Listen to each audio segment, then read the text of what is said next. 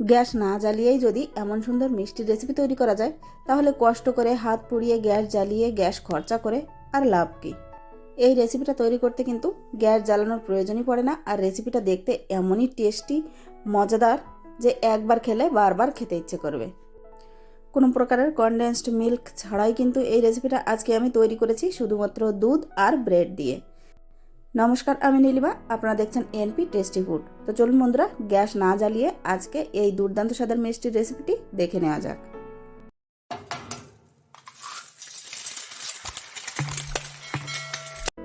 আজকে এই মিষ্টির রেসিপিটি তৈরি করার জন্য সবার প্রথমে এখানে আমি নিয়ে নিয়েছি কিছু পরিমাণ ব্রেড। নর্মালি যে ব্রেডটা আমরা স্যান্ডউইচ বানিয়ে খাই বা ঘরে যে কোনো অন্য রেসিপি বানিয়ে খেয়ে থাকি, সেই ব্রেডটাই নিয়ে নিয়েছি। প্রথমে এই ব্রেডের যে কিনারাগুলো বা সাইডগুলো, এগুলো আমি একটা চাকু দিয়ে কেটে নেব। এগুলো কেটে নেওয়ার কারণ হলো, এই কিনারগুলো একটু শক্ত হয়ে থাকে, যখন আমরা মিষ্টিটা রাউন্ড শেপ দেব তখন কিন্তু এটা রাউন্ড শেপ হবে না। সেজন্য এই কিনারগুলো আমি একটু সাইড করে কেটে নিচ্ছি। একটা আমি এখানে কেটে নিয়েছি। এই একইভাবে বাকি ব্রেডগুলোর সাইডও আমি আলাদা করে নেব।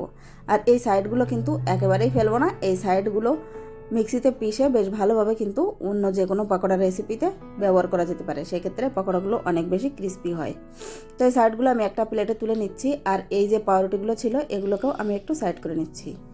এরপর এখানে একটা মিক্সিং জার নিয়ে নিয়েছি, এর ভেতরে দিয়ে দিচ্ছি বেশ কিছুটা পরিমাণ কাজু বাদাম। তো আমার কাছে এখানে কাজু বাদামটা একটু কম ছিল, আমি এখানে কিছু চীনাবাদামও দিয়ে দিলাম। ফ্লেভারের জন্য এখানে দিয়ে দিচ্ছি এলাচ পাউডার। এলাচ পাউডারের পরিবর্তে গোটা এলাচও দেওয়া যাবে। এরপর 3 থেকে 4 টেবিল চামচ দিয়ে দিলাম চিনি।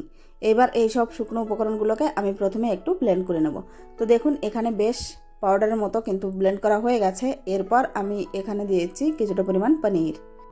এই পনিরগুলোর সাথেই অল্প একটু গ্রিন ফুড কালার দিয়ে দিতে পারেন, আমার দিতে মনে ছিল না তাই আমি পনিরগুলোকে আগে ব্লেন্ড করে নিয়েছি। তারপর খুব সামান্য পরিমাণ দিয়ে দিলাম গ্রিন ফুড কালার। তারপর আবারও একবার ব্লেন্ড করে নেব। ফুড কালারটা সম্পূর্ণ অপশনাল, দিতে না চাইলে স্কিপ করতে পারেন, আর দিলে এর একটা হালকা গ্রিন ফ্লেভার আসে, সেজন্যই দেওয়া। এবার এগুলো আমি একটা প্লেটে নামিয়ে নিচ্ছি।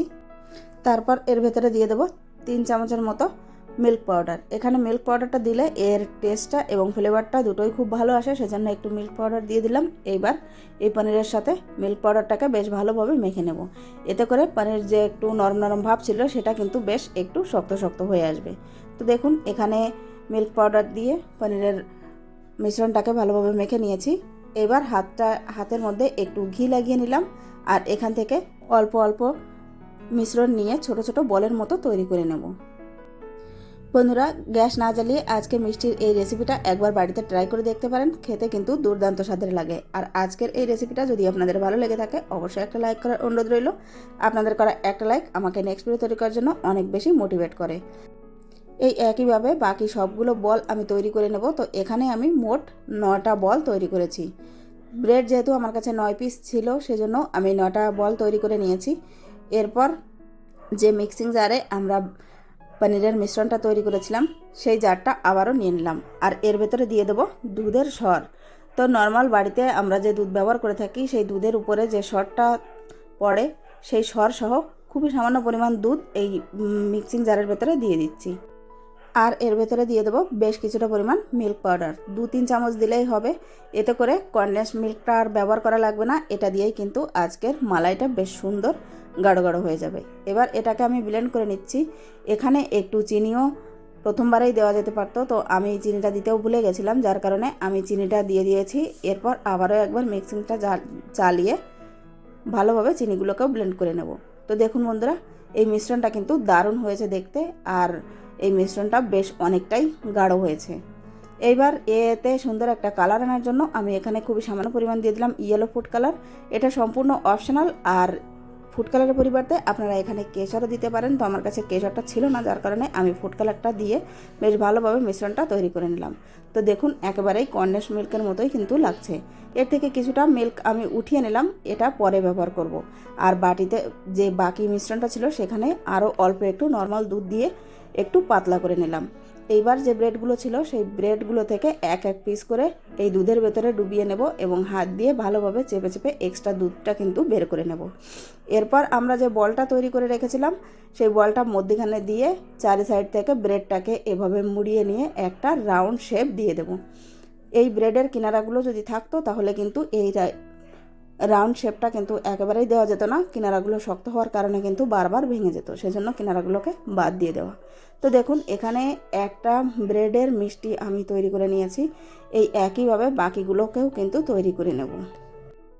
বন্ধুরা আজকে এই বিনা গ্যাস জ্বালিয়ে মিষ্টির রেসিপিটা যদি আপনারা ইউটিউব থেকে দেখে থাকেন তাহলে চ্যানেলটিকে সাবস্ক্রাইব, এবং যদি ফেসবুক থেকে দেখে থাকেন তাহলে পেজটিকে ফলো করে নেওয়ার অনুরোধ রইল। আর যারা অলরেডি সাবস্ক্রাইব করে দিয়েছেন তাদেরকে জানাই অসংখ্য ধন্যবাদ, এভাবেই আমার পাশে থাকবেন। তো দেখুন এখানে 9টা মিষ্টি আমি তৈরি করে নিয়েছি আর একটা বাটিতে বেশ সুন্দর করে সাজিয়ে নিয়েছি। উপর থেকে গার্নিশিংয়ের জন্য অল্প একটু পেস্তা আর কিছু কাজু দিয়ে দিলাম ক্রাশ করে। আর এখানে যেহেতু আমার কাছে কেশর নেই সেজন্য পাউরুটির যে মিশ্রণ ছিল বা পাউরুটি ছিল তার ভেতরে অল্প একটু রেড ফুড কালার দিয়ে কিন্তু আমি লম্বা লম্বা কেশরের মতো শেপ দিয়ে তারপর ডেকোরেট করে নিয়েছি, দেখতে কিন্তু বেশ দারুণ লাগছে। আর এবার উপর থেকে যে আমরা মালাইটা তুলে রেখেছিলাম বাটিতে সেই মালাইটা দিয়ে দিচ্ছি। বন্ধুরা এই মালাইটা দেওয়ার ফলে এর টেস্টটা যে এতটাই সুন্দর আসে, একবার না বানিয়ে খেলে কিন্তু কখনোই বোঝা যাবে না। তো দেখুন বন্ধুরা এই মিষ্টিগুলো দেখতে কতটা সুন্দর লাগছে। একটা মিষ্টি আমি আপনাদের কেটেও দেখাচ্ছি, মিষ্টিগুলো দেখতে এবং খেতে কিন্তু সত্যি দারুণ টেস্ট হয়। যেহেতু এতে মালাইয়ের কোনো কমি নেই তো এতে কিন্তু টেস্টেরও কোনো কমি নেই।